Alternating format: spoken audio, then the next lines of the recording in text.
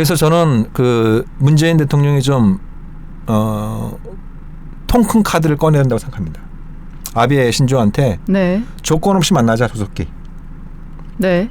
조건 없이 조속히 만나자라고 공개적으로 저는 제의를 해야 된다고 봅니다. 아베 신조가 그걸 수용을 하면 이제 돌파구를 마련할 수 있는 중대한 계기가 만들어질 수 있고 반면에 거부를 하면 네. 결국 대화를 통해서 외교적으로 풀려고 할 의지가 없는 쪽은 일본이다. 네. 라는 걸 보다 분명하게 부각시킬 수 있게 되겠죠. 근데 그거를 누구한테 부각시킬 수 있다는 말씀이신가요? 그러니까 어쨌든 국제사회 여론이 중요하잖아요. 네. 예, 국제사회 여론이 중요하단 말이에요. 그리고 일본 내에서도 지금 상황이 조금 골치 아픈 게 그런 거 아니겠어요? 아베에 대한 지지율은 그렇게 높지 않죠. 네. 몇 프로 정도 나오나요? 뭐 최근 언론조사 50% 아베 내각에 대한 지지율은 42%로 지난달보다 3%포인트 하락했다. 그러면 지금 일본이 한국에 취하고 있는 수출 규제 조치에 대한 지지율이 얼마가 나오고 있어요? 근데 그 지지율은 규제 강화 조치가 타당하다는 게 56%여서 더 높습니다. 더 높잖아요. 네. 이게 주목할 현상인 거예요. 그러니까 일본 여론의 상당수는 아베도 싫지만 한국은 더 괘씸하다. 네. 이런 정서들이 있는 거예요.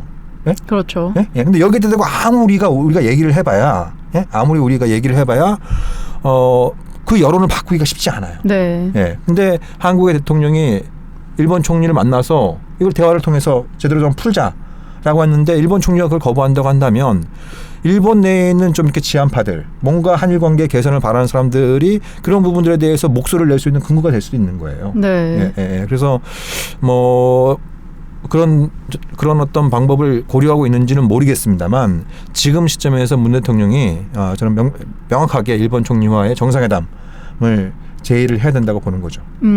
확실히 문 대통령이 일본과 대화할 의지가 있다. 뭐 다양한 방법을 모색하고 싶다라고 이야기는 했지만 이렇게 뭔가 공식적으로 만남을 제의한 건 아니기 때문에 그렇게 하면은 좀 더 뭐 긍정적인 효과를 불러일으킬 수 있다라고 생각하시는 거네요.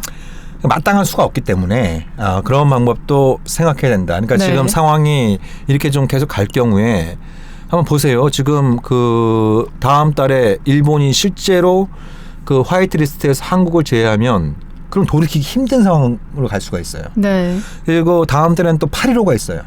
그죠? 네. 네. 그러면 그런 상황이면 문 대통령이 굉장히 강경한 또 대일 메시지를 내놓을 가능성이 높아요. 지금 상황에서는. 네. 그렇죠? 예. 그런 게 맞물리면 더 수습하기가 어려워진다.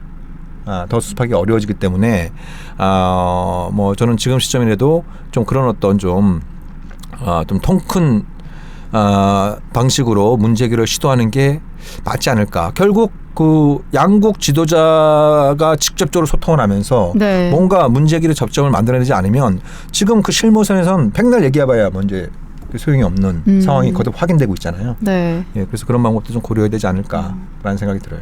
대표님은 지금 일본이 이런 정책들을 펴는 게 좀 장기전이라고 보시는 것 같은데 네. 그러면은 이제 21일에 참의원 선거가 끝나고 이제 결과가 발표된 후에도 좀 이런 정세가 계속 당분간 유지될 거라고 보시는 건가요? 예를 들면 그래요. 네. 그러니까 일본 쪽에서 제기한 게 뭐 한국이 신뢰를 해쳤다.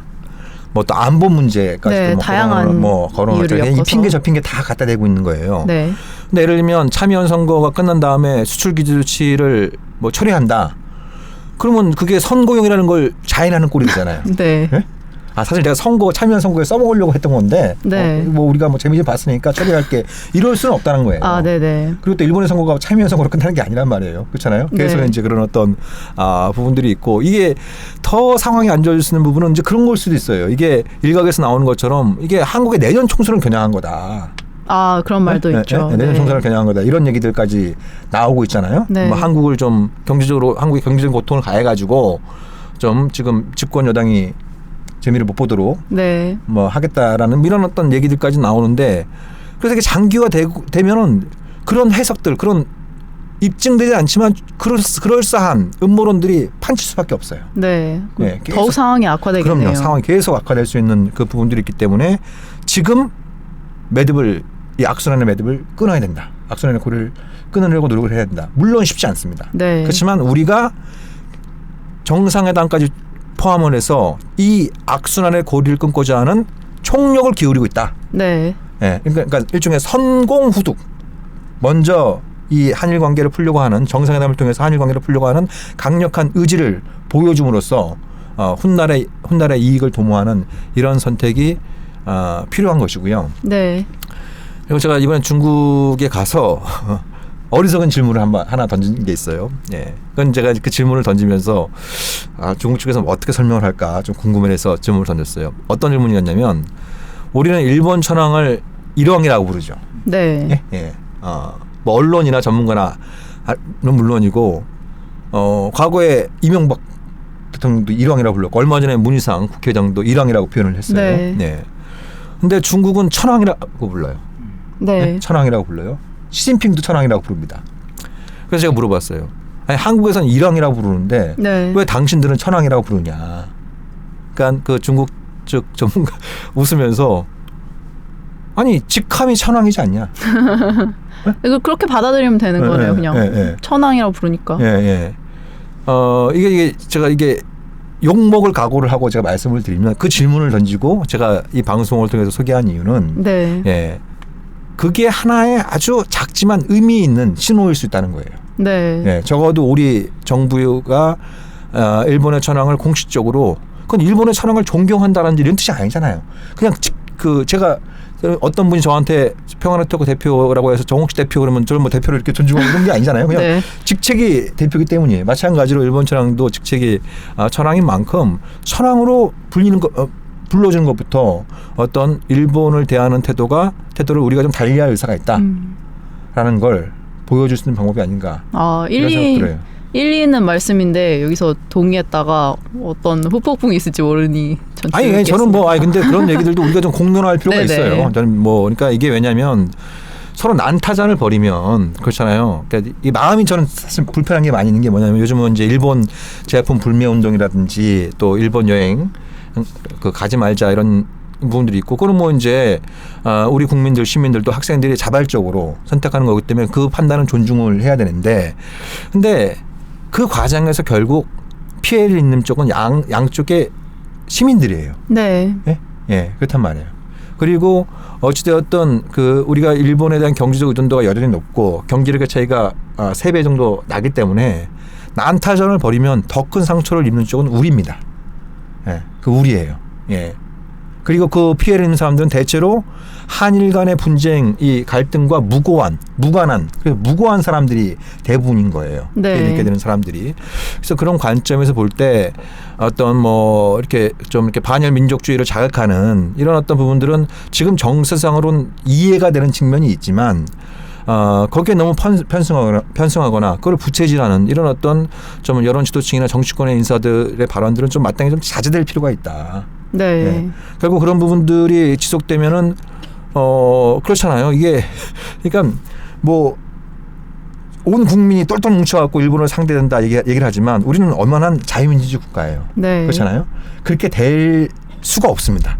그렇게 되는 게 바람직하냐 그렇지 않냐는 차치하더라도 네. 그렇게 될 수가 없는 상황이고 그게 될 수 없는 정치체 속에선 자꾸 그 문제 때문에 옥신각신 싸우다 보면 결국 정치인들은 자기들의 정치적인 이익을 위해서 한일관계 또 국민들의 정서를 이용하고 있다라는 국민들의 어떤 그 자기감 열패감이 커지면 우리는 더더욱더 난처한 처지에 몰릴 수밖에 없다는 겁니다. 네. 그런 측면에서 좀 굉장히 좀 어려운 상황이지만 좀 현명한 좀 노력이 필요한 시점이죠. 네. 네, 오늘 한일 관계에 대해서 오랜만에 이제 방송을 해봤는데요. 네. 이제 대표님 말씀을 들으니까는 좀 더 막막하네요. 아니, 막막해요. 저도 저기 베이징에서 인천공항까지 망망대해까지는 아니지만 그 비행기 타고 건너면서 네. 이러다 비행기가 추락하는 것이 아닌가 그 정도로 좀 마음이 무거웠습니다. 네. 마음이 무거웠는데 근데 또 돌이켜보면 지금보다 훨씬 더 어려운 때도 우리가 많이 또 겪었고 슬기롭게 네, 이겨낸 적도 많이 있기 때문에 우리가 지나치게 비관적으로 생각할 필요는 없어요. 비관적으로 생각할 필요 없는데 그렇지만 지금 상황 특히 앞으로 닥칠 상황의 엄중함 이런 부분들에 대해서 우리가 직시를 하면서 그런 모두가 원하지 않는 미래를 미리 막기 위해서 우리가 어떤 노력을 기울여야 되는지 이런 부분에 대해선 이렇게 인신 공격성 발언들 이런 것도 좀 자제하면서 정말, 네. 그렇죠? 예. 그런 것도 좀 자제하면서 서로의 의견들을 좀 존중하고 저 입장은 다르지만 전 분명히 경청할 만한 입장이나 주장이나 조언이나 혹은 정보가 있다고 한다면 그런 것들을 다 녹여내서 지금 어려운 상황을 이겨낼 수 있는 토대를 만들어 나가야겠죠. 네. 네, 오늘 1부 방송은 그럼 이것으로 마치도록 하겠고요. 저희는 2부로 다시 돌아오겠습니다. 감사합니다. 네, 수고하셨습니다.